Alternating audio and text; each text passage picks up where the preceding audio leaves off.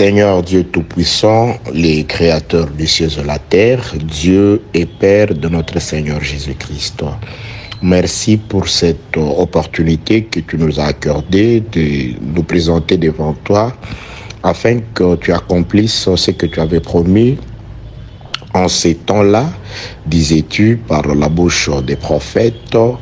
Personne n'enseignera plus son concitoyen car ils seront tous enseignés de Dieu et tu avais promis que tu écriras toi-même ta loi dans le cœur de ton peuple. Merci de nous faire participer à cette promesse, à nous la faire vivre. Merci parce que tu vas nous parler. Merci parce que tu vas écrire la parole dans notre cœur afin que nous soyons capables, par l'abondance du cœur qui sera écrit par toi au moyen de ton encre, de ton esprit, nous serons capables de pouvoir parler et cette parole se manifestera avec puissance. Merci Dieu de paix, de grâce et de gloire, une fois de plus pour toutes les grâces dont nous sommes bénéficiaires.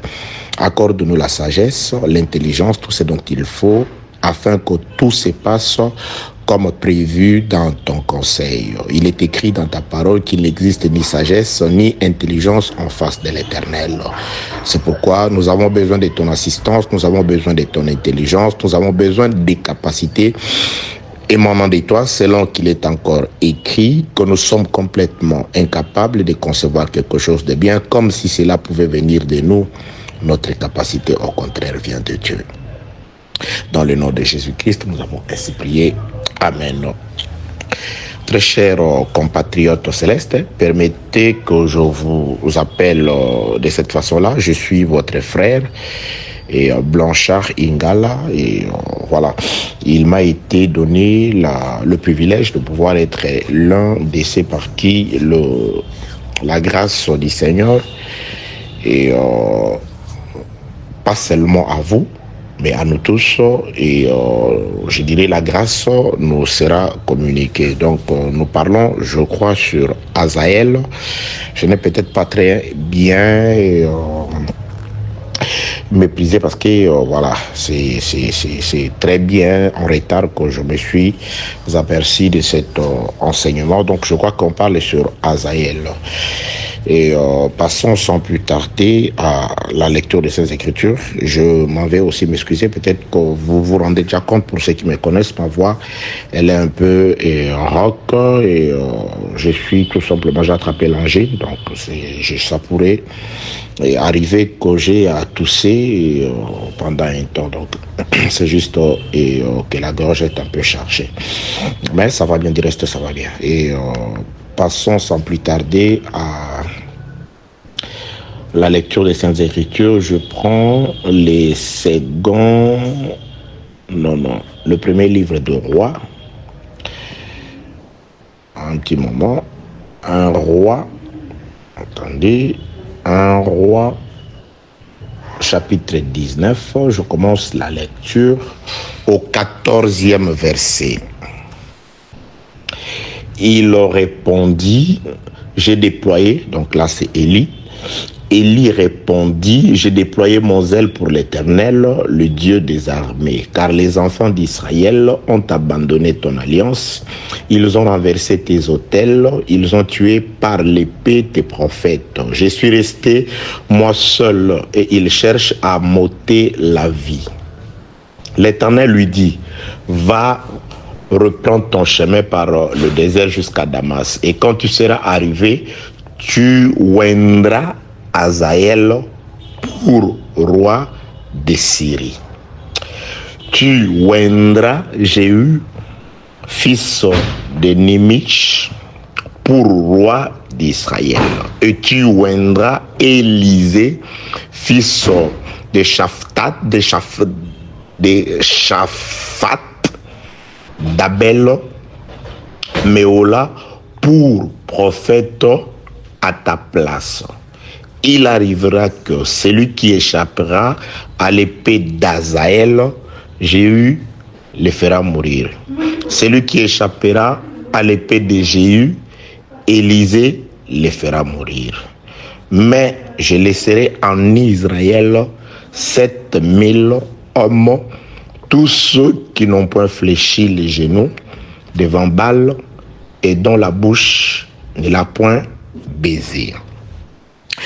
Une fois de plus, le désir de mon cœur est que la paix, la grâce, la miséricorde, l'assistance, la bénédiction, la protection et la lumière du Saint-Esprit soient votre partage dans le précieux et glorieux nom de notre Seigneur Jésus-Christ.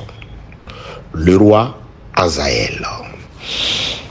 Très chers concitoyens célestes, nous nous sommes rendus compte après avoir fait la lecture des Saintes Écritures qu'il s'agit de la plainte du prophète Élie vis-à-vis de l'Éternel.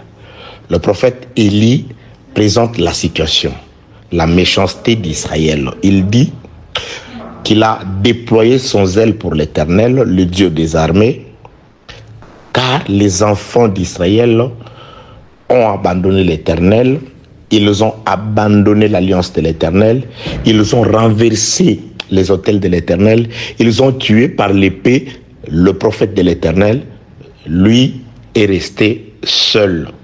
Lui seul. Et Israël cherche encore à lui ôter la vie.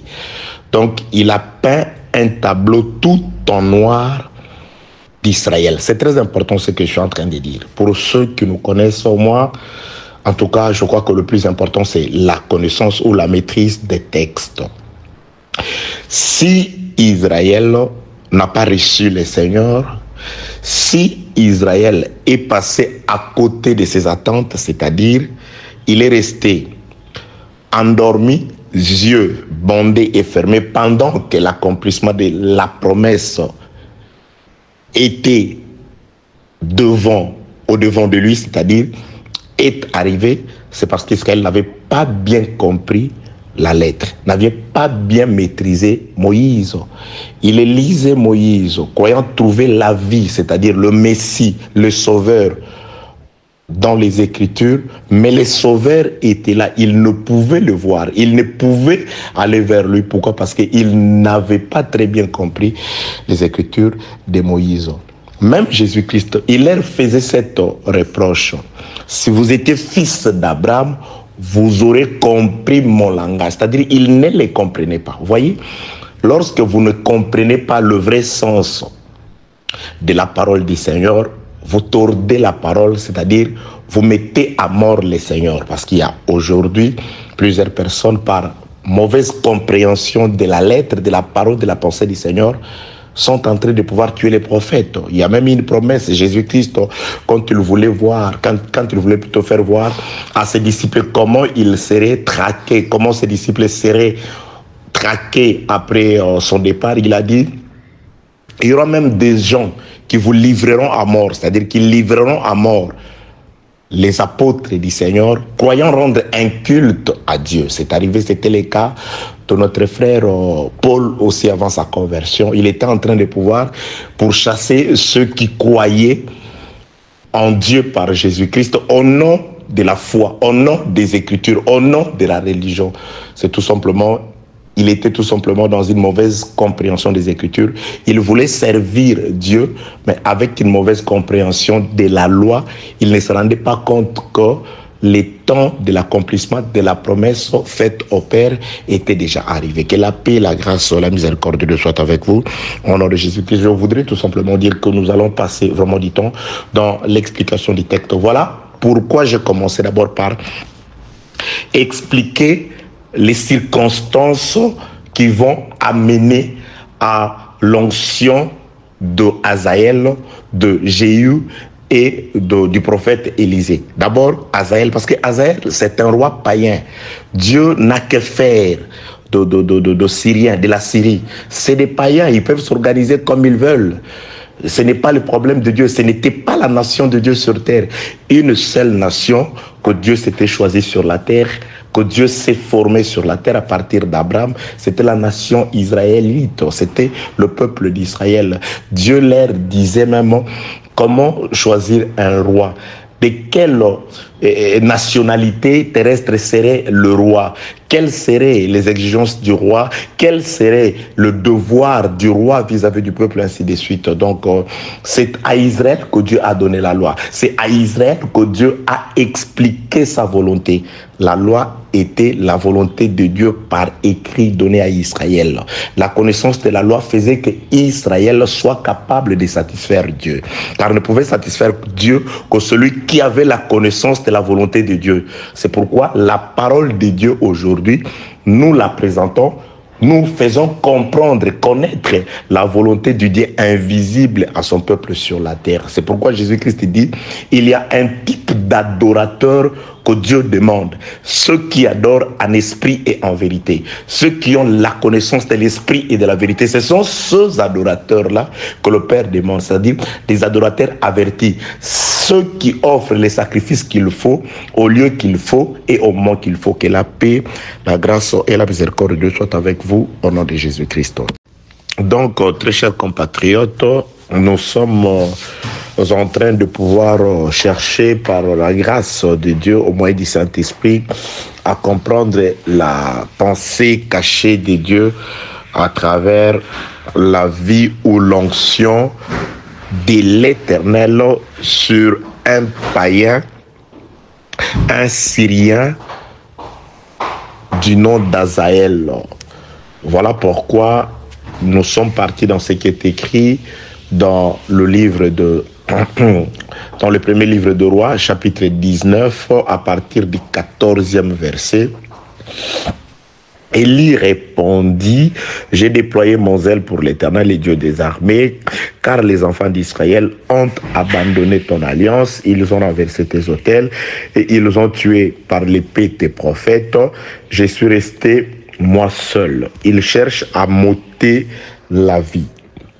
L'Éternel lui dit, va reprendre ton chemin par le désert jusqu'à Damas, et quand tu seras arrivé, tu oindras Azaël pour roi de Syrie, et tu oindras aussi Jéhu, fils de Nimshi, pour roi d'Israël, et tu oindras Élisée, fils de Shaphat, d'Abel, Méola, pour prophète à ta place. Et il arrivera que celui qui échappera à l'épée d'Azaël, Jéhu le fera mourir, et celui qui échappera à l'épée de Jéhu, Élisée le fera mourir. Mais je laisserai en Israël 7000 hommes, tous ceux qui n'ont pas fléchi les genoux devant Baal et dont la bouche ne l'a point baisé. Donc, bien-aimés dans le Seigneur, dans la compréhension de l'idée première de Dieu à travers les textes, nous saisissons noir sur blanc qu'il s'agit d'Israël qui s'est écarté de la voie du Seigneur. Israël qui a abandonné l'alliance de l'Éternel, qui a exterminé le prophète de Dieu et qui a choisi une voie différente de celle que Dieu a choisie pour lui. Dieu avait dit à Israël, avant d'entrer dans le livre de Deutéronome, je place devant toi, avait-il dit à Israël, deux chemins. Le chemin de la vie et le chemin de la mort. Mais je te conseille de choisir la vie. Donc, dans ce cas ici, Israël a refusé le chemin de la vie qui passait par l'obéissance à la parole de Dieu, l'attachement à Dieu au travers de ses prophètes. Mais Israël choisissait le chemin de la mort par l'abandon de l'Éternel. Alors, Dieu va présenter un châtiment par rapport à ce comportement-là. Donc, si nous allons parler sur l'onction, plus précisément Azaël, c'est par rapport au châtiment, d'après ce qui est écrit dans le premier livre de Rois, chapitre 19, le verset 17. Dieu présente Azaël comme quelqu'un qui est un détenteur d'une épée. Il dit celui qui échappera à l'épée. Donc, c'est-à-dire, Azaël sera oint comme juge. Azaël sera oint comme autorité suprême avec une épée dans le but d'exterminer, dans le but de tuer, dans le but de faire souffrir un peuple, plus précisément le peuple d'Israël. On en est encore qu'à l'explication et à la compréhension du texte. Que la paix, la grâce et la miséricorde de Dieu soient avec vous au nom de Jésus-Christ. je m'en vais confirmer ce que je suis en train de dire. Donc, c'est comme une promesse punitive par rapport à un peuple que Dieu a aimé, à qui il a donné la loi, mais qui s'est complètement écarté de cette volonté de Dieu. Alors, Dieu prévoit quelqu'un pour venir punir ces peuples-là avec une épée. Je suis en train d'insister sur l'épée, c'est très important. Nous allons voir dans les Écritures la signification de l'épée entre les mains d'un non-israélite, de quelqu'un de chez les nations. Très important, très bien, très chers compatriotes et concitoyens célestes. Prenons sans plus tarder, et bien aimé, ce qui est écrit dans le 2e livre de Rois, maintenant, 2 Rois, chapitre 10, laissez-moi chercher les versets. Nous sommes toujours dans la compréhension du rôle que Dieu va faire jouer Hazaël. Pourquoi Dieu se soucierait-il de la royauté chez les Syriens? Qu'est-ce que Dieu a à voir avec un roi syrien? Parce que Dieu n'attendait rien de la Syrie. À cette époque-là, Dieu n'attendait des offrandes que d'Israël. Parce que Dieu avait exprimé ses goûts à Israël. Dieu a donné les temps qu'on pouvait lui offrir des sacrifices à Israël.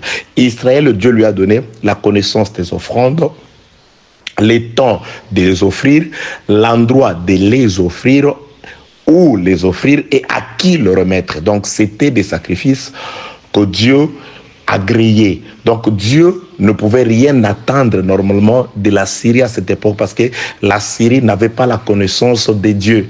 Alors, pourquoi Dieu se soucierait-il d'un roi, c'est-à-dire permettrait-il à ce qu'un prophète, son homme de confiance, Élie, puisse aller jusqu'à aller oindre un roi chez les nations? Donc c'est ce que nous sommes en train de comprendre. Premièrement, nous avons compris par rapport au 17e verset, Dieu dit, celui qui échappera, c'est-à-dire parmi le peuple rebelle, celui qui sera rescapé, celui qui échappera à l'épée d'Hazaël. Donc c'est-à-dire Hazaël plutôt lèvera l'épée afin de pouvoir châtier ce peuple que Élie définit comme étant un peuple qui a abandonné l'alliance de l'Éternel, qui a mis à mort les prophètes de l'Éternel, qui a renversé les autels de l'Éternel, c'est-à-dire là où l'Éternel prenait plaisir par rapport au sacrifice que le peuple saint devait lui offrir. Donc un peuple qui s'est complètement détourné de la voie du Seigneur, alors les châtiments, c'est un homme, Hazaël. Donc Hazaël, c'est le justicier de Dieu. Hazaël, c'est le magistrat de Dieu, selon qu'il est écrit, nous allons comprendre dans la suite, dans le livre de Romains chapitre 13, où on parle du magistrat à qui nous devons obéir à l'autorité parce que Dieu lui donne l'épée, nous allons lire ça avec précision, pas pour une bonne cause, mais pour une mauvaise cause, pour châtier le méchant. Que la paix de Dieu soit avec vous au nom de Jésus-Christ. Donc, passons toujours, je suis en train de pouvoir expliquer le texte toujours par rapport à l'idée première de Dieu dans l'onction sur Hazaël. Je m'excuse. 2 Rois chapitre 10, le verset 32. En ces jours-là, l'Éternel commença à entamer Israël. Et Hazaël les frappa dans toutes les frontières d'Israël. Donc, c'est-à-dire, là, nous comprenons, noir sur blanc, le pourquoi Dieu a élevé Hazaël. Donc, en ces jours-là, 2 Rois chapitre 10, le verset 32, en ces jours-là, l'Éternel commença à entamer Israël et Hazaël les frappa. Hazaël frappa Israël dans toutes les frontières, d'Israël. Et nous allons vivre par la suite, nous allons voir par la suite que Hazaël s'était emparé de certaines villes d'Israël pour confirmer ce qui est écrit. C'est-à-dire, nous comprenons pourquoi Dieu a permis que Hazaël puisse avoir les dessus sur Israël. La réponse, c'est parce que Israël a abandonné l'alliance de l'Éternel. Israël a renversé les autels de l'Éternel. Israël a tué tous les prophètes de l'Éternel. Et Israël a pris plaisir dans l'idolâtrie. Voilà pourquoi Dieu va élever chez les nations. Nous sommes juste dans Asaël. Dieu va choisir de chez les nations quelqu'un qu'il va placer, qu'il va élever comme roi, c'est-à-dire, et Dieu va lui doter d'une épée. Je ne l'invente pas, c'est l'écriture. C'est très important, toutes ces petites précisions-là. L'épée, c'est lui qui échappera à l'épée, c'est-à-dire, ce sera un roi qui s'élèvera avec une épée afin de pouvoir châtier, entamer Israël, attaquer Israël dans toutes les frontières. Que la paix, la grâce et la miséricorde de Dieu soient avec vous au nom de Jésus-Christ. Élisée l'avait déjà dit. Laissez-moi toujours aller dans le premier livre de Rois. Et premier livre de Rois. Attendez. Élisée l'avait déjà dit. Laissez-moi chercher. Et lorsque Dieu, Élisée, c'est 2 Rois. 2 Rois chapitre 8e. Là, Élisée est en train de définir en quelque sorte les rôles pour lesquels Asaël sera roi de Syrie. Le pourquoi de l'onction d'Asaël. Pourquoi Dieu regardera-t-il du côté des nations afin de pouvoir élever un roi? Sera-t-il Dieu a pitié des Syriens? Il veut juste mettre quelqu'un qui va travailler pour la paix de la Syrie, ou Dieu veut réellement punir son peuple comme nous venons le voir? Là, l'ordre a été donné, très important, l'ordre a été donné à Élie d'aller oindre Asaël. Mais nous allons nous rendre compte dans les détails que ce n'est pas Élie qui va exécuter cette mission-là. Le prophète Élie se chargera de oindre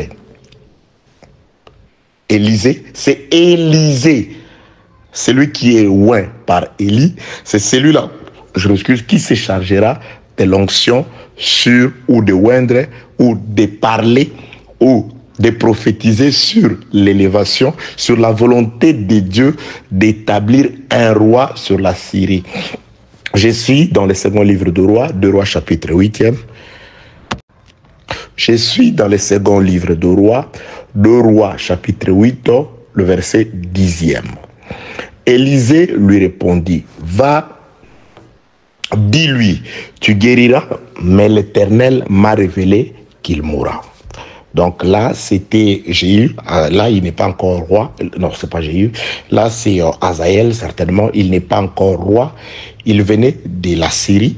Le roi était malade. Il l'a envoyé pour venir consulter en Israël, pour aller consulter en Israël le prophète, pour savoir s'il guérirait. Là, il n'était qu'un serviteur du roi, c'est-à-dire un mandaté du roi. Dieu, le roi, l'a mandaté auprès du prophète. Alors, quand il arrive auprès du prophète, c'est alors que le prophète Élisée, qui a été oint par Élie, est en train maintenant de prophétiser. En quelque sorte, de oindre, par sa prophétie, il est en train de oindre Asaël pour roi sur la Syrie. Écoutons comment ça s'est passé. 2 Rois chapitre 8, le verset 10.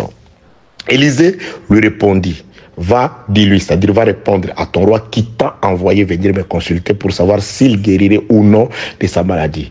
Va lui dire, va, dis-lui, tu guériras, mais l'Éternel m'a révélé qu'il mourra. L'homme de Dieu arrêta son esprit, c'est-à-dire Élisée arrêta son regard sur Asaël. Asaël ne savait pas. Asaël ne s'était pas approché d'Élisée afin de pouvoir commander la royauté ou l'onction. Il est d'ailleurs venu avec bon cœur, bonne disposition du cœur, afin de pouvoir intercéder en faveur de son roi, du roi de la Syrie qu'il avait mandaté. Alors il arrive sur place. Dieu avait déjà prévu des années ou un temps auparavant que ce serait lui qui serait oint ou placé sur la tête du royaume de la Syrie. Alors là, le prophète Élisée est en train de prophétiser sur lui. Élisée lui répondit, va, dis à ton roi, dis-lui, tu guériras, mais l'Éternel m'a révélé qu'il mourra. 2 Rois chapitre 8, verset 11 maintenant. L'homme de Dieu arrêta son regard sur Asaël, le fixa longuement, puis il pleura. Élisée regarde Asaël, il pleure. Pourquoi pleure-t-il? La réponse, verset 12. Azaël dit, pourquoi mon Seigneur pleure-t-il?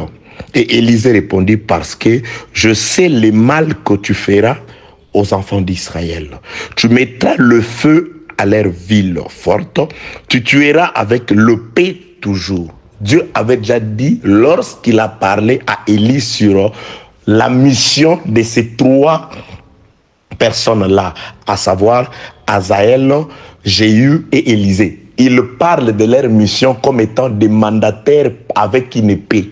Celui qui échappera à l'épée d'Azaël, c'est-à-dire sa mission, c'était de pouvoir frapper. Alors ici, le prophète chargé d'accomplir cette volonté de Dieu, c'est-à-dire de oindre ou d'élever, de prophétiser sur l'élévation, l'installation d'Azaël comme roi des païens, comme roi de la Syrie. Il regarde Azaël, il pleure. Et Azaël lui pose la question, pourquoi mon Seigneur pleure-t-il? Pleure-t-il? Élisée répondit, parce que je sais le mal que tu feras aux enfants d'Israël.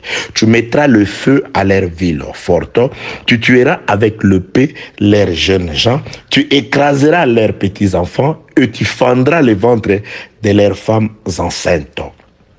Et Azaël lui dit, mais qu'est-ce que ton serviteur, ces chiens, pour faire de si grandes choses? Et Élisée dit, l'Éternel m'a révélé que tu seras roi des Syries. Vous comprenez? Donc l'Éternel révèle, c'est-à-dire Dieu n'est pas surpris, contrairement à certaines personnes qui présentent leur Dieu, je ne dirais pas le mien, comme quelqu'un qui a été surpris par la chute d'Adam, comme quelqu'un qui ne savait pas de la chute d'Adam, comme quelqu'un qui ignorait les potentiels qu'il y avait dans les serpents, comme quelqu'un qui ignorait la suite des événements lorsqu'il a créé l'homme et qu'il l'a placé dans le jardin, et quand il a formé les animaux de la terre, et que de lui est venu le fait que les serpents soient les plus rusés de tous les animaux du champ que l'Éternel Dieu avait créé. Donc oui, il y a certaines personnes, j'ai déjà eu à développer avec certaines personnes qui disent non, Dieu ne savait pas, ou bon Dieu, mais comment ne pouvait-il pas savoir? Donc déjà vous avez une idée. Ici, Dieu est en train déjà, le prophète est en train de pouvoir déjà expliquer. Je vois comment tu causeras du mal au peuple d'Israël. Comment, avec ton épée, l'épée toujours, tu tueras leurs jeunes gens, tu écraseras leurs petits-enfants et tu fendras les ventres de leurs femmes enceintes. Donc, c'est-à-dire, Dieu avait permis, parce que Dieu dit à Élie, tu oindras Azaël. C'est-à-dire, Dieu permettait plutôt qu'un méchant, quelqu'un avec une épée puisse être élevé, pas pour châtier Israël juste, mais Israël devenir récalcitrant, devenir rebelle. Israël qui s'écarte du chemin. Donc nous comprenons que le peuple de Dieu, n'eût été qu'il s'était écarté de la voie du salut, Dieu n'aurait pas élevé un homme méchant et il ne lui aurait pas donné une épée afin qu'il l'utilise pour massacrer la population israélite. Donc Dieu permet qu'un roi méchant soit installé dans un pays païen afin que par lui, Dieu accomplisse ses desseins. Que la paix de Dieu soit avec vous au nom de Jésus-Christ. Donc là, nous comprenons noir sur blanc que Dieu veut accomplir son dessein. Dieu veut accomplir sa parole parce que Dieu avait déjà prophétisé sur Israël. Il dit, Moïse pleurait déjà sur Israël. Il dit, je vois comment après moi, vous allez vous écarter de la voie du Seigneur. Vous allez abandonner l'Éternel. Et je vois déjà comment Dieu va vous frapper. Je vois déjà comment Dieu va vous exterminer. Que la paix, la grâce et la miséricorde de Dieu soient avec vous dans le nom puissant de notre Seigneur Jésus-Christ. Nous comprenons par là, très chers compatriotes, dont nous sommes en train de comprendre l'importance et vous allez comprendre la place de l'épée dans la parole de Dieu. Le rôle de l'épée entre les mains du méchant. Même à Pharaon, lorsque Moïse est allé parler, je crois que c'est dans le livre d'Exode chapitre 5e, lorsque Moïse est allé s'adresser au roi, à Pharaon, afin que ces derniers puissent libérer le peuple. Et la Bible déclare, Moïse sortit de la maison de Pharaon. Pharaon donna l'ordre à ceux qui étaient comme conducteurs des travaux israélites, un ordre suivant, qu'ils fassent le même nombre de briques, mais qu'ils aillent eux-mêmes chercher de la paille. C'est-à-dire, il a la parole de Dieu, lorsqu'elle est arrivée, lorsque la parole de Dieu a atterri dans la maison de Pharaon, au lieu que la parole de Dieu puisse alléger la souffrance du peuple, mais bien au contraire, la parole de Dieu a augmenté, a accentué la souffrance du peuple, à tel enseigne que les anciens du peuple se présentèrent devant Moïse et Aaron pour leur dire, vous avez mis une épée entre les mains de Pharaon, que Dieu soit juge entre vous et nous. C'est-à-dire, le fait qu'il soit Moïse et son frère Aaron, le fait qu'ils se déplacent et qu'ils aillent parler à Pharaon et que là, Pharaon puisse redoubler leur souffrance, augmenter leur souffrance, ils ont expliqué ce fait par l'expression, vous avez mis Moïse et Aaron, ont mis l'épée entre les mains de Pharaon pour qu'il l'utilise afin de faire souffrir le peuple. Que la paix de notre Seigneur soit avec vous. Je voudrais tout simplement dire, or Moïse, celui qui l'avait envoyé, c'était Dieu. Donc il voulait dire, en quelque sorte, Dieu a mis une épée entre les mains de Pharaon afin qu'il puisse nous faire souffrir, afin qu'il puisse augmenter notre souffrance. Oui, ils avaient raison, parce que Dieu l'avait déjà annoncé à Moïse, que toi tu descendras, tu parleras à Moïse, tu parleras plutôt à Pharaon. Moi, j'endurcirai son cœur, il ne vous laissera pas partir. Vous voyez? Donc, l'incrédulité dans le cœur de Pharaon, c'était comme l'épée que Dieu avait mis entre les mains de Pharaon, afin qu'il puisse, premièrement, être incrédule à la parole de Dieu et deuxièmement, prendre des décisions telles que augmenter la souffrance du peuple. Donc là, je suis dans le fait que c'est Dieu qui avait mis l'épée qui a massacré plus tard les enfants d'Israël entre les mains d'un roi païen. Dieu lui a doté de l'épée. Dieu lui a donné la supériorité sur le peuple de Dieu. La réponse, pourquoi Hazaël, Dieu est allé le chercher pour faire de lui le roi, afin que celui qui échappe à son épée, c'est-à-dire qu'il soit celui qui vienne frapper de son épée. Pourquoi? La réponse, c'est parce que Israël avait abandonné l'alliance de l'Éternel, Israël avait renversé les autels de l'Éternel, Israël avait massacré les prophètes de l'Éternel, et Israël avait embrassé d'autres divinités différentes du Dieu créateur des cieux et de la terre, l'Éternel qui les avait fait sortir de la captivité en Égypte. Que la paix du Seigneur soit avec vous, au nom de Jésus.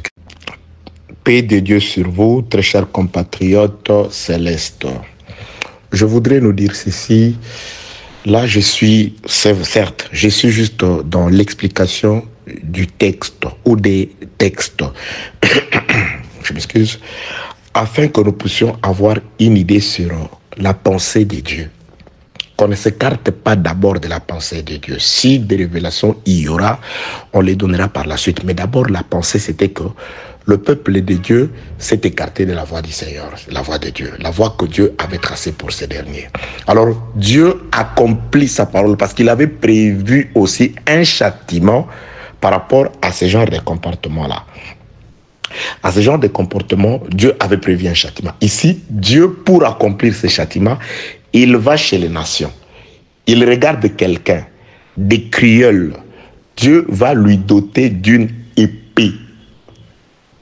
Il le dit à Élisée, c'est lui qui échappera à l'épée de Jéhu, à l'épée d'Azaël. Donc, c'est-à-dire, Azaël, l'onction d'Azaël était accompagnée de l'épée. Et lorsque Élisée accomplit la volonté de Dieu annoncée à Élie, lorsque Élisée, le serviteur d'Élie, accomplit cette volonté, prophétisant sur Azaël, il dit, je vois comment tu frapperas de l'épée les enfants d'Israël. C'est-à-dire, il le voit utiliser l'épée afin de pouvoir frapper. Et nous avons aussi lu, noir sur blanc dans les Écritures, comment Hazaël a entamé Israël il l'attaqua, il l'opprima durant toute sa vie. Pendant qu'il était en vie, il a opprimé Israël. Il a attaqué Israël par toutes ses frontières. Donc, Dieu, nous comprenons, il élève Azaël pas pour une bonne cause. Il élève Azaël pas pour une bonne cause. Mettez ça entre parenthèses. Maintenant, nous allons chercher dans les Écritures des passages un tout petit peu équivalents à ces textes que nous venons de lire. Je suis dans le livre de la Genèse, chapitre 27. Je commence ma lecture au 37e verset. Isaac répondit et dit à Ésaü. Je commence au 36e verset. Ésaü dit, est-ce parce qu'on l'a appelé du nom de Jacob qu'il m'a supplanté 2 fois? Il a enlevé mon droit d'aînesse et voici maintenant qu'il vient d'enlever ma bénédiction. Et il dit, très important, n'as-tu point réservé des bénédictions pour moi? Ça, c'est la première question. Ésaü plutôt arrive plus tard, vous connaissez le récit. Il trouve que la bénédiction qui lui était réservée par son père lui a déjà échappé au profit de son frère cadet Jacob. Là, il pose la question à son père. N'as-tu pas, à part la bénédiction que tu lui as donnée, tu n'as pas réservé ne fût-ce qu'une petite bénédiction pour moi? Je sais pourquoi j'insiste, très chers compatriotes célestes. Ceux qui nous connaissent, ils savent que nous tablons beaucoup sur des détails très importants. Verset 37e. Isaac répondit à la demande de son fils s'il n'avait pas d'autres bénédictions en réserve. Isaac répond à cette question. Isaac répondit, verset 37, Genèse chapitre 27, et dit à Ésaü, voici, je l'ai établi ton maître. Ça, c'est nous. Nous avons l'autorité de marcher sur les serpents, sur les scorpions, sur toute la puissance de l'ennemi. Oui, nous représentons réellement Jacob aujourd'hui parce que grâce à Rebecca qui avait écouté auprès du Père et qui est descendu nous avertir sur ce qui s'est tramé au ciel, nous ne savions pas ce qui se disait entre Dieu et Israël, comment dans la loi nous étions exclus, mais elle a écouté celle qui est un avec l'homme, parce que la Bible déclare l'homme et la femme deviendront une seule chair. Donc, c'est-à-dire, celui qui est une ou un avec l'homme, ou celle-là, elle a écouté, elle est descendue pour nous dire comment nous devons être pour recevoir la bénédiction. Elle nous a préparé, elle a préparé, elle ne nous a que donné, et aujourd'hui, nous avons reçu la bénédiction. Nous qui n'étions pas appelés la bien-aimée, nous sommes appelés aujourd'hui la bien-aimée. À la place de celle qui a été appelée bien-aimée, qui ne l'est pas aujourd'hui. La prophétie disait, déjà Jésus-Christ le disait, le premier seront les derniers et les derniers seront les premiers. Nous étions les derniers, nous voici arrivés le premier aujourd'hui. Et ceux qui étaient le premier, ils seront les derniers. Que la paix, la grâce et la miséricorde de Dieu soient avec vous. Au nom de Jésus-Christ. Donc, nous sommes dans la réponse de Dieu à Ésaü concernant la réserve de la bénédiction. Dieu confirme, ou Isaac confirme. Isaac, verset 37e. Isaac répondit, dit à Ésaü, voici, je l'ai établi ton maître, et je lui ai donné tous ses frères pour serviteurs, et je l'ai pourvu de blé et de vin. Que puis-je donc faire pour toi, mon fils? Il a dit que tout ce qu'il avait comme bénédiction, suivez, je vais emprunter un terme, comme bénédiction positive, supportez-moi ce terme-là, je l'ai donné à ton frère cadet. Il s'est présenté, il a raflé ta bénédiction. La bénédiction positive, j'ai donné à ton frère cadet. Maintenant, nous continuons, verset 38. Et Ésaü dit à son père, n'as-tu que cette bénédiction? Ésaü est en train d'insister. Premièrement, il avait posé la question sur une bénédiction en réserve. Et là, il insiste, n'as-tu que cette bénédiction, c'est-à-dire n'as-tu que le blé, le vin, la supériorité, l'autorité, le pouvoir, le royaume des cieux, la connaissance, la révélation, les prophéties, n'as-tu que ces choses-là? N'as-tu que des bénédictions positives? C'est ça la question d'Ésaü. Très important, bien-aimé. Nous sommes dans l'onction d'Azaël, un homme de chez les méchants. Et nous avons compris que Dieu est en train de le oindre, ou Dieu permet qu'il soit installé roi, afin que Dieu l'utilise comme un châtiment, comme une épée, afin de pouvoir châtier un peuple, accomplir. Dieu doit accomplir sa parole sur un peuple récalcitrant qui s'est écarté de la voie, afin que par le paix, Dieu puisse châtier ce peuple. Alors pour châtier le peuple, Dieu va doter d'une épée un païen, Azaël. Donc l'onction d'Azaël, ce n'est pas pour une bonne cause, c'est pour une mauvaise cause. Que la paix de Dieu soit avec vous au nom de Jésus-Christ. Nous retournons dans ce que nous sommes en train de dire sur l'homme d'Ésaü. Genèse chapitre 27, le verset 38. Ésaü dit à son père, n'as-tu que cette bénédiction? Mon père, bénis-moi aussi. Bénis-moi aussi. N'as-tu que ça? La bénédiction positive. Parce que le père lui a tout donné. Il dit, mais qu'est-ce que je puis faire encore pour toi? Je l'ai établi maître. Je fais que vous soyez tous ses serviteurs. Il marchera sur vous. Je lui ai donné les vins, je lui ai donné les mous, je lui ai donné l'huile, je lui ai donné la rosée du ciel, la graisse de la terre. Je lui ai tout donné. Mais Ésaü est un prophète, bien-aimé. Ah oui, c'est un prophète, vous allez comprendre. Il sait qu'il y a toujours une autre bénédiction en réserve. Il pose la question, 38e verset. Ésaü dit à son père, n'as-tu que cette bénédiction? N'as-tu que cette seule bénédiction? Mon père, bénis-moi aussi. Mon père. Et Ésaü éleva la voix et pleura. Ah, Dieu comprit. Isaac comprit qu'à part la bénédiction positive, il y a une autre bénédiction. Maintenant, Isaac va donner à Ésaü, vous allez vous en rendre compte, la bénédiction d'Azaël. Il va aussi oindre. Oui, bien-aimé, Jacob a été oint. Ici, Isaac va aussi oindre parce qu'il a insisté qu'il doit y avoir une autre bénédiction en réserve. N'as-tu que cette seule bénédiction? Isaac répondra, il va comprendre que certes, il y a une autre bénédiction. Maintenant, je vais te la donner. Que la paix de Dieu soit avec vous au nom de Jésus-Christ. Verset 39. Isaac, maintenant, va donner une réponse suite à la requête insistante de son fils Ésaü. Verset 39. Isaac, son père, répondit.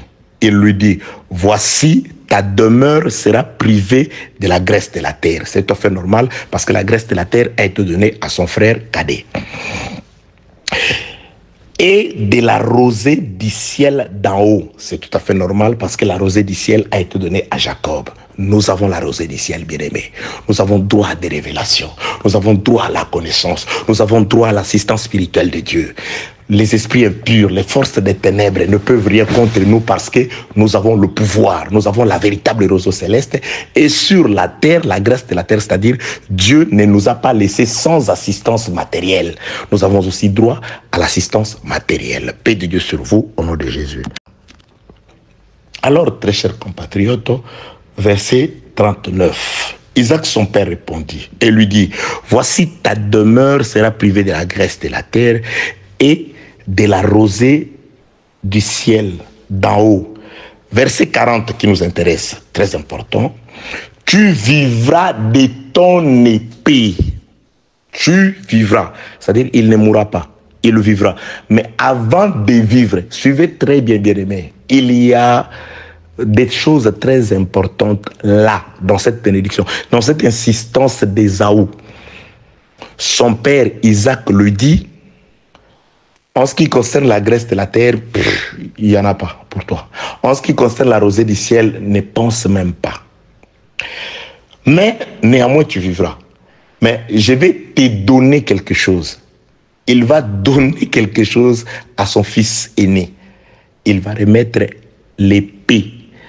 Verset 40, Genèse 27. Tu vivras de ton épée et tu seras asservi à ton frère. Mais en errant, suivez, en errant librement, ça et là, tu briseras son joug de dessus ton cou. C'est-à-dire, il est vrai que Ésaü a un joug, c'est-à-dire il est attaché. Mais il a une épée. Le Père lui donne une épée. Il dit, pour que tu vives, parce que l'expression est tu vivras de ton épée. Pour que tu vives, tu dois utiliser ton épée. C'est-à-dire, tu dois faire usage de l'épée. Qu'est-ce que tu feras? Qu'est-ce qui t'arrivera?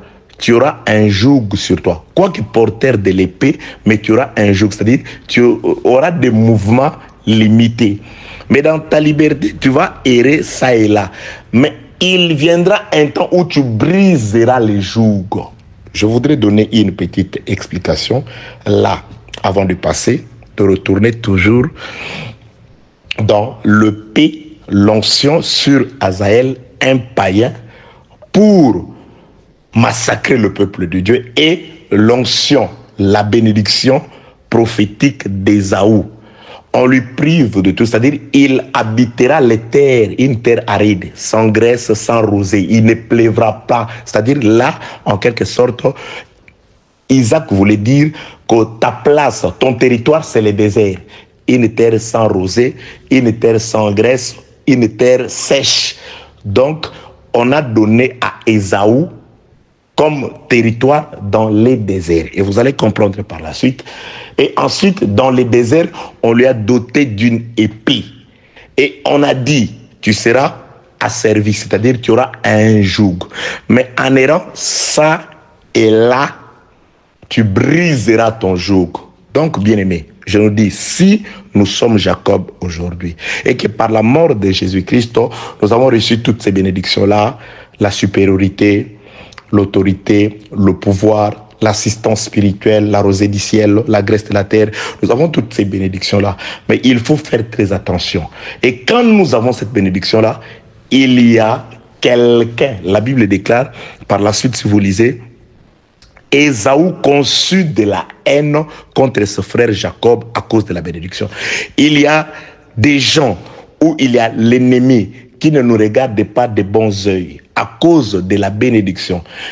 Il a conçu de la haine à cause de la bénédiction, parce que notre bénédiction a attisé la colère, la haine de notre frère, la haine d'une certaine catégorie de gens. Et ces gens-là, aussi longtemps que le Saint-Esprit est là, que l'huile est là, que le vin est là, que la rosée du ciel est là, ils n'ont pas de pouvoir sur nous. Mais bien aimé, il faut faire très attention, car il viendra un temps où Ésaü il va rompre son joug, il va briser son joug. Et quand Ésaü, le méchant, qui a le P, et donc les roues, les chevals roux, oui, je viendrai, les chevals roux, la mort, quand il rompra son épée, et plutôt son joug, il va utiliser ce qui lui a été donné, l'épée. Aujourd'hui, il a l'épée. Mais cette épée-là, il ne peut pas nous atteindre parce qu'il y a la présence de celui qui retient Ésaü. Afin qu'il ne brise le joug. C'est-à-dire, en quelque sorte, aujourd'hui, il y a la présence de l'esprit. L'esprit est en train de nous protéger. C'est pourquoi plus tard, Ésaü dira cela. Il dira, le jour des deuils de notre père arrive, je tuerai mon frère Jacob. C'est-à-dire, il place la mort de son frère par rapport à la mort de son père. Donc, en quelque sorte, il ne peut pas tuer son frère Jacob pendant que son père est encore vivant. Il dit, il attend les jours des deuils, les jours de la mort du père. C'est-à-dire, pendant que Isaac est encore vivant, Jacob est protégé. Le P d'Ésaü ne peut pas atteindre Jacob parce qu'il sait, bien aimé, pendant que l'esprit est encore là, présente ou présent sur la terre, l'église est encore là, le Saint-Esprit est encore là, Ésaü ne peut pas nous atteindre. Et je m'en vais aussi t'exhorter pour te dire que pendant que Christ vit encore en toi, pendant que l'esprit est encore allumé en toi et qu'il n'est pas encore éteint, selon que le frère Paul prévient le peuple de Dieu en disant « N'éteignez pas l'esprit ». C'est-à-dire, éteindre l'esprit, c'est ça la mort de Jacob, la mort d'Isaac. Lorsque le père meurt, là, Isaac sait qu'il peut maintenant utiliser son épée. Quand tu as le Père est vivant, c'est-à-dire la vie de Jésus est encore en toi. L'Esprit du Seigneur agit encore. L'épée d'Ésaü, aussi tranchante qu'elle soit, elle ne peut pas t'atteindre. Pourquoi? Parce qu'il y a un bouclier. Et le bouclier, c'était la présence, la vie d'Isaac. Il dit, pendant que mon Père est vivant, je ne te toucherai pas. Mais voici, le jour des deuil du Père approche.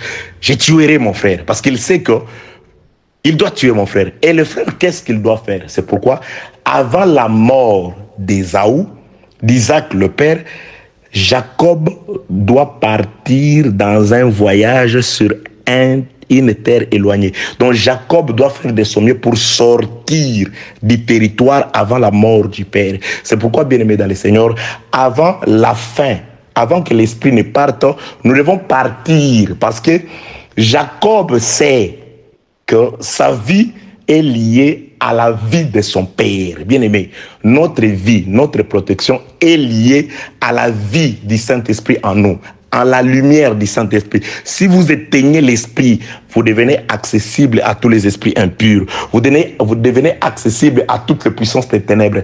N'oubliez pas que la parole nous a octroyé le Saint-Esprit, nous a octroyé toutes les bénédictions. Le frère Paul confirme, Éphésiens chapitre 1, du 3e verset. Béni soit Dieu le Père de notre Seigneur Jésus-Christ, qui nous a bénis de toutes sortes de bénédictions spirituelles dans les lieux célestes en Jésus-Christ. Donc, les bénédictions, nous en avons.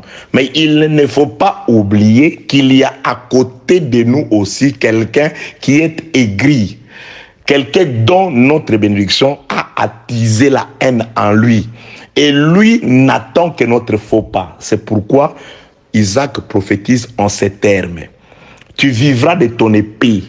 Oui, bien-aimé dans le Seigneur. Les sorciers, ils sont à l'aise quand ils tuent. Les esprits impurs, oui. Les méchants, c'est ça. Ce qui leur a été donné en partage, c'est la méchanceté. Là, ce n'est pas moi, c'est Dieu qui le dit. Il dit, tout homme bon tire des bonnes choses de son bon trésor. Un homme bon, il tire toujours des bonnes choses de son bon trésor. Et un homme méchant, de son mauvais trésor, il va tirer aussi de mauvaises choses. Mais pour le moment, les mauvaises choses qui sortent des mauvais trésors, des mauvais hommes, ne peuvent pas nous atteindre. Pourquoi? Parce que Isaac est encore vivant. Que la paix, la grâce et la miséricorde de Dieu soient avec vous au nom de Jésus-Christ. Pendant que l'Esprit est encore là, 2 Thessaloniciens chapitre 4, il ne peut pas se manifester. Isaac ne peut pas rompre son joug. Il est en train d'errer librement, ça et là, mais il a un joug.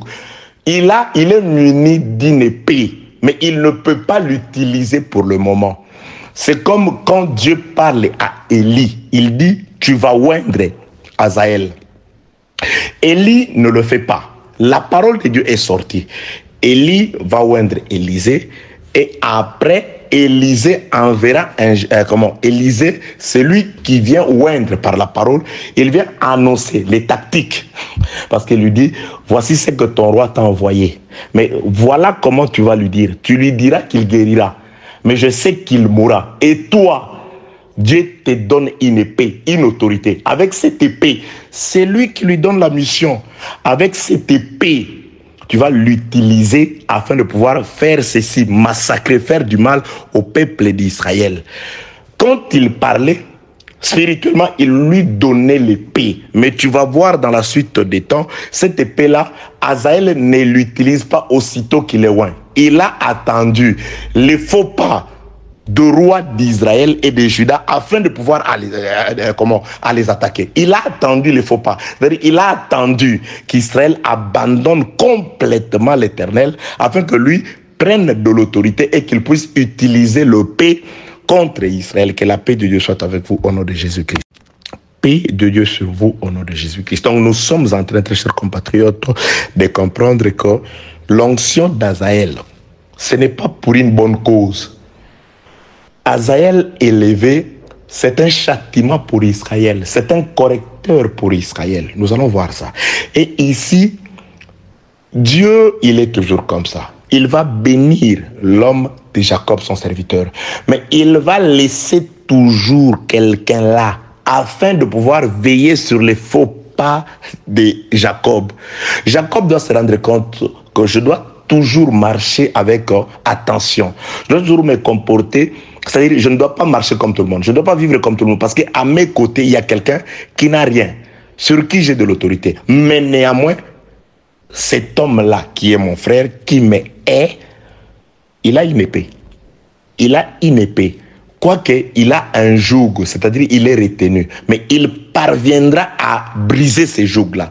Et il prophétise, il dit, ces jougs-là est rompu par la mort du Père. Lorsque le Père meurt, ces jougs est rompu. C'est pourquoi Jacob doit être aidé par sa mère de manière à ce qu'ils puissent sortir du territoire où ils étaient avant la mort du Père. Et bien aimé dans le Seigneur, nous devons sortir de ces territoires avant la mort du Père. Avant que l'esprit ne puisse quitter les nations, sortez. N'écoutez pas ces prédications qui donnent des fausses espérances au peuple. Okay. Genèse chapitre 27, le verset est le verset 40. Tu vivras de ton épée et tu seras asservi à ton frère. Mais en errant librement ça et là, tu briseras son joug dessus ton cou. Verset 41. Ésaü conçut de la haine contre Jacob à cause de la bénédiction dont son père l'avait béni. Et Ésaü disait à son cœur, les jours du deuil de mon père vont approcher et je tuerai Jacob, mon frère. Je le tuerai. Il lit la mort de son frère par rapport, il lit la mort de son frère par rapport à la mort du père, par rapport au départ de celui qui le retient, de celui qui retient l'antéchrist, l'homme péché, le méchant. Il y a la présence de celui qui le retient. Lorsque celui qui le retient aura disparu, c'est alors qu'il apparaîtra, il dominera complètement. Pour le moment, il est encore dans les jougs, mais il a une épée. Il l'utilise. Il est en train de guetter sur le faux pas, sur comment nous marchons, très chers compatriotes. Que la paix du Seigneur soit avec vous, au nom de Jésus-Christ. Et verset 46. Rebecca dit à Isaac, je suis dégoûté de la vie à cause des filles de Heth. Si Jacob prend une femme comme celle-ci parmi les filles de Heth, parmi les filles de... Vous allez, donc c'est là que la maman va comprendre et il va... verset 42. On rapporta à Rebecca les paroles d'Ésaü, son fils aîné, et elle dit alors, elle fit alors appeler Jacob, son fils, je m'excuse, je crois avoir déjà dit, j'ai un peu la toux, son fils cadet, et elle lui dit, voici Ésaü ton frère veut tirer vengeance de toi en te tuant. Maintenant mon fils, écoute ma voix, lève-toi, fuis chez Laban, mon frère à Charam. Donc il doit sortir du territoire. C'est pourquoi la promesse de l'Église, c'est la sortie du territoire avant la mort d'Isaac, avant la disparition de celui qui retient Ésaü, avant que Ésaü ne puisse briser son joug de dessus son cou et qu'il puisse être libre à faire quoi? À manipuler, à manier son épée. Oh, Ésaü épée. Oui, bien-aimé dans le Seigneur. Je suis dans le livre de Exode. Laissez-moi chercher. Je vais trouver le verset pour nous. Exode. C'est Exode chapitre... Non, c'est nombre.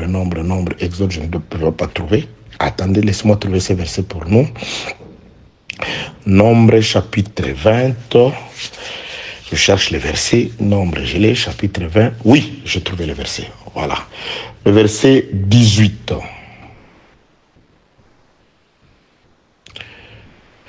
Je commence au 14e verset. Nombre chapitre 20, je commence la lecture au 14e verset. De Kadès, Moïse envoya des messagers au roi d'Édom pour lui dire, ainsi parle. Édom, c'est Ésaü. Édom, c'est Ésaü. C'est écrit dans la parole de Dieu. Et attendez, je me cherche ce verset des Écritures où on dit noir sur blanc. Édom, c'est Ésaü.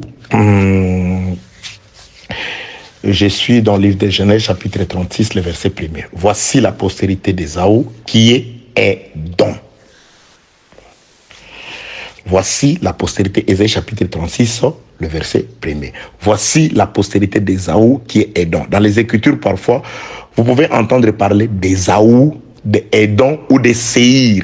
Séhir, c'est la montagne sur laquelle Ésaü a été établi. Il était établi sur la montagne de Séhir. Peut-être dans les prophéties, prophète Amos, il parle trop de Séhir, de Édom, mont Séhir. C'est comme quand vous entendez parler de mont Sion, vous comprenez que c'est Jérusalem, c'est Israël. Donc parfois, Dieu indiquait ou désignait le peuple par rapport aux montagnes qui se trouvaient là où le peuple s'installait. Que la paix de Dieu soit avec vous dans le nom puissant de notre Seigneur Jésus-Christ. Donc nous avons compris que Édom, c'est Ésaü.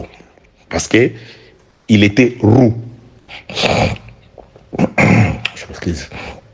Nombre chapitre 20, le verset 14. De Kadès, Moïse envoya des messagers au roi d'Édom pour lui dire, ainsi parle ton frère Israël. Tu sais toutes les souffrances que nous avons éprouvées. Nos pères descendirent, donc là, c'est Jacob qui explique sa situation à son frère Ésaü. Je n'ai pas le temps de nous exhorter là-dessus, il y a beaucoup de choses là-bas. Donc c'est Jacob retenu, c'est-à-dire le peuple d'Israël, qui explique, parce qu'il dit, ton frère, il parle à Édom, à Ésaü, aux descendants d'Ésaü, comme Jacob parle à son frère Ésaü. Nos pères, verset 15, descendirent en Égypte et nous y demeurâmes longtemps. Mais les Égyptiens nous ont maltraités, nous et nos pères. Et nous avons crié à l'Éternel et il a entendu notre voix. Il a envoyé un ange et nous a fait sortir de l'Égypte. Et voici, nous sommes à Kadès, ville à l'extrémité de ton territoire. Suivez. Ville à l'extrémité de ton territoire. Laisse-nous passer par ton pays. Nous ne traverserons ni les champs, ni les vignes, et nous ne boirons pas l'eau des puits. Nous suivrons la route royale sans nous détourner à droite ou à gauche, jusqu'à ce que nous ayons franchi ton territoire. Israël ne demande que le passage, et il ne s'adresse pas à n'importe qui, il s'adresse à son frère quant à la chair, Ésaü, son frère aîné. Il dit, bon voilà, il lui explique sa situation, c'est comme s'il pouvait écouter. Bien aimé, il n'y a qu'à Dieu qu'on peut expliquer la situation et que de lui peut sortir la solution. Oui, tu peux aller chez un homme, surtout un païen, tu commences à pleurer du matin au soir. Et peut-être s'il va te donner quelque chose, c'est parce qu'il veut ramener une caméra, qu'il puisse être filmé, qu'on voit qu'il est généreux et qu'il est philanthrope. Ça, c'est les hommes. Donc, ici, Jacob, à travers les enfants d'Israël, s'adresse à son frère Édom, Ésaü, à travers ses descendants qui habitent au désert. C'est-à-dire, leur territoire, c'était au désert. Là, Israël vient de sortir de l'Égypte. Dans le désert, il trouve Ésaü. Isaac avait déjà dit, tu seras privé de la grâce de la terre et de la rosée du ciel. C'est-à-dire, Isaac avait prophétisé qu'il va être habitant du désert. Donc, Ésaü, c'est l'habitant du désert. Ésaü, c'est le maître du territoire qui se situe entre l'Égypte et la terre promise. Aujourd'hui aussi, Ésaü représente ici aussi le diable à travers ses serviteurs. Nous sommes des pèlerins dans notre désert, dans notre parcours étant sur la terre. Eux, c'est le maître du monde. C'est pourquoi les Écritures appellent le diable le prince de ce monde. Nous sommes des passagers, nous sommes des pèlerins. Donc, Ésaü, notre frère, quant à la chair, mais il a un rancœur, une haine contre nous. Vous allez comprendre que la paix de Dieu soit avec vous. Au nom de Jésus-Christ, j'ai fini la lecture ici. Verset 17, laisse-nous passer par ton pays. Nous ne traverserons ni les champs, ni les vignes, et nous ne boirons pas l'eau des puits, mais nous suivrons la route royale, sans nous détourner à droite ou à gauche, jusqu'à ce que nous ayons franchi ton territoire. Édom lui dit, Ésaü lui dit, tu ne passeras point chez moi. Sinon, je sortirai à ta rencontre avec l'épée. Vous comprenez? Sinon, je sortirai. C'est-à-dire, il parle au singulier. Le premier parle ton frère. C'est-à-dire, c'est exactement Jacob qui s'adresse à Ésaü. Il dit, tu ne passeras pas ici. Quelles que soient tes bonnes intentions, quelle que soit la volonté que tu n'as de n'utiliser que le passage là, mais je ne te laisse pas passer. Si tu oses passer par ici, il dit, je sortirai à ta rencontre avec l'épée, avec l'épée. Il brandit l'épée. C'est-à-dire, il est maître du désert. Le désert, c'est son partage.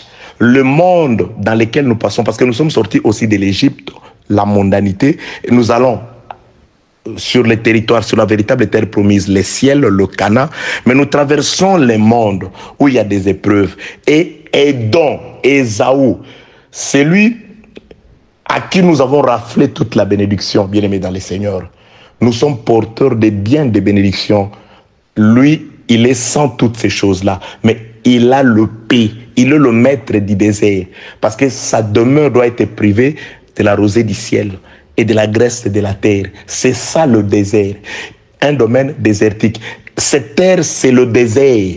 Nous traversons le désert où il y a des serpents brûlants, où il y a des scorpions, où il y a pas de culture, où il n'y a rien, où il n'y a pas de chemin pré-tracé, tracé. Nous ne marchons que sur le Saint-Esprit, derrière le Saint-Esprit, derrière la colonne de feu, la colonne de que la paix du Seigneur soit avec vous au nom de Jésus. Alors, nous allons juste faire un dernier audio pour aujourd'hui. Très chers compatriotes, donc je suis dans ceci, je suis en train de chercher le paix. Et vous allez comprendre par ceci pourquoi Dieu va aller choisir, chercher un roi étranger et qu'il va lui doter de l'épée. Ici, il a permis à ce que le frère de son bien-aimé Jacob bénit. Isaac bénit Jacob. Il lui donne tout son tout. C'est-à-dire, tout ce que lui a reçu de son père, la bénédiction, il la transmet, cette bénédiction, à son fils Jacob. Mais néanmoins, après insistance de son fils aîné, qui a été déchu de ses droits d'aînesse, de son droit d'aînesse et de sa bénédiction, après son insistance, il va quand même lui donner quelque chose. Qu'est-ce qu'il lui donne? Le paix. Mais il l'encadre dans un fourreau qui était le joug. Il dit, tu as l'épée, mais tu es sous le joug, sous le pouvoir de ton frère. Mais il y a une probabilité pour toi. Dans ton errance, quand tu vas errer ça et là, tu parviendras à briser ton joug de dessus ton cou. Lorsque le joug est brisé, c'est alors que Ésaü peut faire usage de son épée. Ici, Jacob, il sort de la captivité avec une promesse de la terre promise, avec une promesse. Il veut vivre la promesse que Isaac lui avait donnée, la promesse du pays où coule le lait et le miel. Mais avant d'y parvenir, à toucher, à palper la véritable promesse d'Isaac, la rosée du ciel, la graisse de la terre, c'est-à-dire de parvenir à l'accomplissement de cette promesse qui est à Canaan, il doit traverser les territoires d'Ésaü. Les territoires d'Ésaü, c'est un territoire aride. C'est là où il n'y a ni rosée du ciel, ni graisse de la terre. Il doit traverser ces territoires-là. Mais sur ces territoires-là, Ésaü doit aussi utiliser ce que celui qu'ils ont en commun comme père lui a donné. Je voulais nous dire ici, le paix que Ésaü veut utiliser contre son propre frère qui est béni de Dieu, cette épée-là, celui qui l'a donné à Ésaü, c'est le même qui a béni aussi Jacob.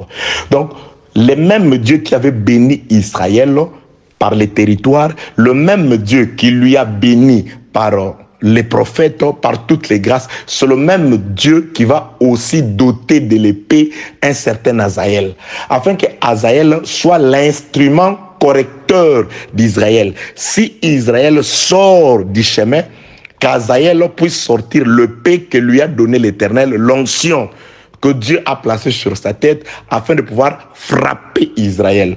Oui, c'est ça Ésaü. Il a l'épée, mais il a un joug. Mais ce joug-là n'est pas éternel. Le jour où, en errant, il va briser ce joug, et lui a déterminé ce jour. Il dit, le joug sera brisé les jours de la mort. Il a lié le brisement du joug, il a lié sa vengeance, les jours de la vengeance, par rapport à la disparition du Père. Lorsque l'Esprit disparaît, la Bible déclare, c'est lui qui retient l'Antéchrist, c'est lui qui retient l'homme du péché. Lorsqu'il disparaîtra, c'est alors qu'il va apparaître et faire tout ce qu'il a dans son cœur, et de pouvoir accomplir tout ce qu'il a dans son cœur comme mauvais dessein. Que la paix, la grâce et la miséricorde de Dieu soient avec vous dans le nom puissant de notre Seigneur Jésus-Christ. Très chers compatriotes, nous rentrons maintenant dans Azaël. Donc nous sommes toujours là pour dire que Azaël, son épée, ce n'est pas une bonne cause. C'est pas pour, c'est pas pour une bonne cause. C'est pas une épée de gloire pour Israël. L'épée d'Ésaü, ce n'est pas... Ah, voilà, il y a quelque chose qui me vient. C'est pourquoi, attendez, je vois Romains chapitre 13, je l'avais énoncé. Nous allons lire pour beaucoup plus de précision. Romains chapitre 13, laissez-moi chercher Romains chapitre 13. Je commence la lecture au premier verset. Suivez très bien.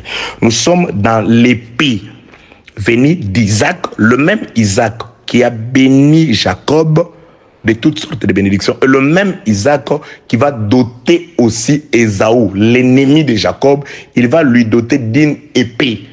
Et ici, dans le désert, Nombre chapitre 20, Ésaü montre cette épée-là, il est là. Et Amos nous dira plus tard que Ésaü, Dieu va châtier Ésaü parce qu'il a tué Jacob avec son épée.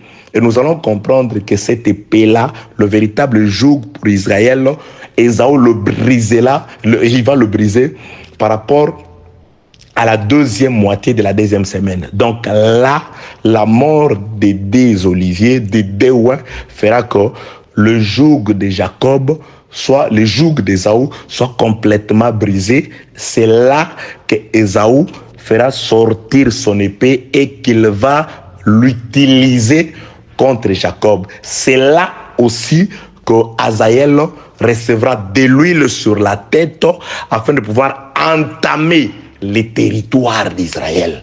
Donc, dans la prophétie, c'est lors de la seconde moitié de la dernière semaine, après que la première moitié soit marquée par la visitation de Dieu sur son peuple à travers son message par les deux oliviers, Apocalypse chapitre 11, le peuple recevra la loi. Le peuple recevra la grâce de Dieu, la rosée, la pluie bienfaisante de Dieu, ce qu'on appelle la pluie de l'arrière-saison pour Israël, la pluie de l'abondance pour Israël. Israël recevra la consolation de Dieu à travers ces messages-là. Mais à la moitié de cette deuxième semaine, ces deux oliviers mourront. Et quand ils vont mourir et que leur cadavre sera... Ok, je ne suis pas dans la prophétie. Que la paix de notre Seigneur soit avec vous. Pour ne pas nous embrouiller dans cette intervention, je voudrais dire ceci. Je voudrais parler du temps prophétique où les jougs sur les coups d'Ésaü sera vraiment brisé. Les jougs sur les coups d'Ésaü sera brisé lors de la moitié de la deuxième semaine, de la dernière semaine de Daniel. Et là, Ésaü va briser son joug. Pourquoi? Parce que le message de la présence des oliviers qui l'empêchait de se manifester, lorsque ces derniers seront mis à mort, donc il y aura libre parcours, il y aura la liberté de pouvoir manifester. Maintenant, Ésaü sortira son épée. Et quand il va sortir son épée, c'est alors qu'il va entamer Israël. C'est alors qu'il va commencer à faire périr Israël. Que la paix, la grâce et la miséricorde de Dieu soient avec vous. Je rentre dans l'épée. Parce que Azaël, son onction est manifestée par l'épée. C'est lui qui échappera à l'épée d'Azaël. Quelqu'un de chez les nations. Et nous voyons aussi l'onction sur la tête d'Ésaü c'est-à-dire la bénédiction d'Ésaü, parce qu'Ésaü insiste, n'as-tu que cette seule bénédiction-là? Maintenant, Dieu lui montre la bénédiction d'Ésaü. Et la bénédiction d'Ésaü, c'est l'épée. On dit, tu vivras de ton épée. C'est pourquoi, bien-aimés dans le Seigneur, nous devons aussi reconnaître que chaque fois que nous sommes sur la terre, pendant que nous sommes encore sur la terre, allais-je dire, nous avons la bénédiction du Seigneur. Nous avons droit à toutes ces choses-là. Mais n'oubliez pas qu'il y a aussi quelqu'un qui est à nos côtés, qui a le paix. Voilà pourquoi, lorsque Jacob, sous forme de pierre, et les disciples pouvaient poser la question à Jésus-Christ, nous qui avons tout laissé, nous qui avons tout abandonné, qu'est-ce que nous allons recevoir? Jésus-Christ leur dit, dans les siècles, c'est-à-dire, vous avez le droit à la vie éternelle, c'est-à-dire, la rosée du ciel, vous en avez. Vous avez droit, il dit, le royaume des cieux, vous avez. Vous avez aussi droit à la graisse de la terre, mais avec persécution. Pourquoi Jésus parle de la persécution, même pendant ce temps? Parce que Ésaü est là. Il a son épée. Il ne guette que sur notre faux pas. C'est-à-dire, en cas de faux pas, vous êtes bénis, mais vous vivez les persécutions. Pourquoi? Parce que Ésaü a une épée. Que Dieu vous bénisse au nom de Jésus-Christ. Oh, que le temps passe vite. Je veux juste remettre un point virgule. Je continue demain. Et Romains chapitre 13, je commence la lecture. Nous sommes dans l'épée d'Ésaü et l'épée d'Azaël. L'onction d'Azaël caractérisée par une épée qui doit massacrer le peuple de Dieu. Et l'onction d'Ésaü caractérisée aussi par une épée qui est là afin de pouvoir, vous voyez, il a brandi. Quand son frère lui a dit, je voudrais juste passer, il dit qu'il ne passe pas ici, sinon je sors à ta rencontre avec mon épée que notre Père m'a donné. Notre Père t'a donné Canaan, la bénédiction, le pays où coule le lait et le miel. Moi, il m'a placé ici au désert. Je suis le maître de la terre. Je suis le maître du désert. Tu ne peux passer que par moi. Jésus-Christ le dit, je vous laisse comme des brebis, mais au milieu de loups. C'est-à-dire, nous sommes là. Malheur à moi, a dit le psalmiste, d'habiter parmi les tentes de Kédar. Je suis pour la paix et ils sont pour la guerre. Bien-aimés, nous sommes sur cette terre, nous sommes pour la paix. Nous annonçons la paix, nous vivons la paix, nous voulons la paix. Mais Ésaü, Azaël qui est là, il a l'épée, il est pour la guerre. Romains chapitre 13. Oh là là. Que toute personne soit soumise aux autorités supérieures. Il n'y a point d'autorité qui ne vienne de Dieu. Et les autorités qui existent ont été instituées de Dieu. C'est pourquoi celui qui s'oppose à l'autorité résiste à l'ordre que Dieu a établi. Et ceux qui résistent attireront une condamnation sur eux-mêmes. Ce n'est pas pour une bonne action. Écoutez, ce n'est pas pour une bonne action. C'est pour une mauvaise que les magistrats sont à redouter. Veux-tu ne pas craindre Ésaü, fais le bien. C'est-à-dire les magistrats, fais le bien. Pourquoi? Et tu auras son approbation. Les magistrats est serviteur de Dieu pour ton bien. Mais si tu fais le mal, crains Ésaü, crains, car ce n'est pas en vain qu'il porte l'épée, étant serviteur de Dieu pour exercer la vengeance et punir celui qui fait le mal. Ce n'est pas en vain, ce n'est pas pour rien que Azaël porte l'épée. C'est pour exercer la vengeance et punir Israël qui fait le mal.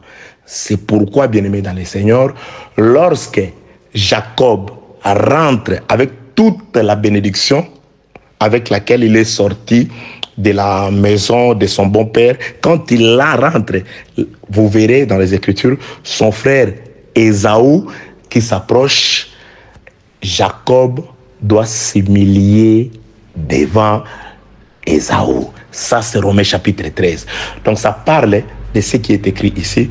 Toute personne soit soumise à l'autorité. Donc, c'est-à-dire, ça marque tout simplement que Ésaü, à ce qui concerne la supériorité de la terre, il a le paix, c'est le magistrat, c'est le roi de ce monde, bien-aimé dans le Seigneur. C'est le prince de ce monde. Mais, la Bible déclare, si tu fais le bien, tu seras épargné. Moi, j'ai toujours dit, même dans le problème, s'il y a un problème, je dis, j'applique le Seigneur. Moi, je n'ai pas de problème avec les juges. Quelqu'un t'allait m'accuser. Moi, mon problème est que je fais le bien. Je regarde ma vie. Si je suis en bon terme avec Dieu, en tout cas, je ne crains rien. Je ne crains rien. Je regarde toujours ma position par rapport à la parole de Dieu. Donc je ne crains rien. Je sais qu'ils sont là pour les méchants, pour punir les méchants. Oui, oh, corruption. Moi, j'applique ces passages des Écritures. Ésaü, c'est l'autorité avec le P. C'est toi qui es le maître du désert. Pour passer dans le désert, je dois m'adresser à toi. Si tu ne veux pas, je ne passe pas. Oui, ça c'est ton droit. Mais ton épée, il est dans le fourreau. Il y a un joug sur toi. C'est pourquoi je veille plus sur ma position. Vous voyez? Verset 4, Romains chapitre 13. Le magistrat est serviteur de Dieu pour ton bien. Mais si tu fais le mal, crains, car ce n'est pas en vain qu'il porte l'épée.